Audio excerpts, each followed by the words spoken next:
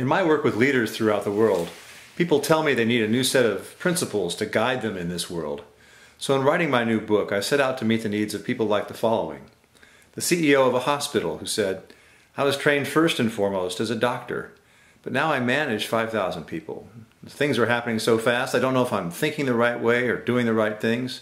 I need help understanding what the right things a leader does." The head of a bank in New York City who said, "How do I balance my time? How do I leverage myself as a leader? Do I focus on the frontline staff or meeting with customers, on managers? What's the right balance?" Or the manager of a large retail chain who told me, "All I do is put out fires all day and respond to questions. Did business school teach me how to lead in this kind of environment?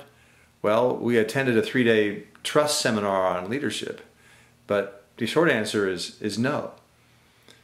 I see signs everywhere that we need a new way of thinking about how to lead in this light speed world.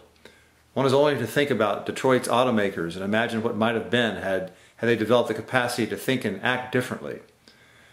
I spent the better part of a decade reading these signs and developing an understanding of what leaders need to do differently.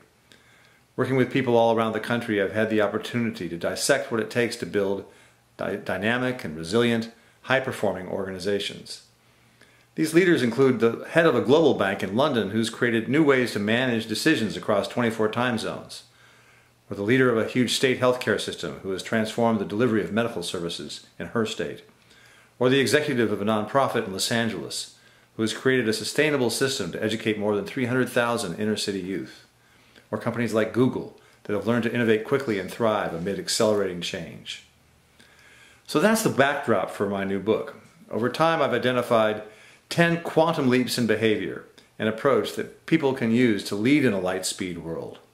And underlying these 10 leaps are 2 foundational principles that will help you navigate complex change and deal with hyper-turbulent times.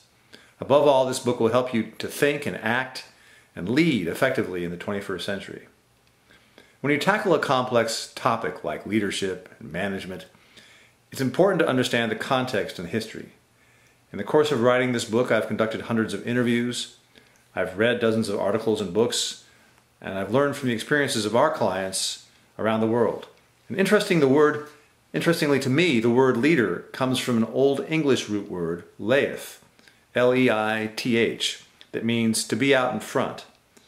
And the same root word means to die. I believe that some of our old ideas of leadership are dying, and a new model of leadership is rising to take its place. And my hope is that this book can, in part, help lead the way.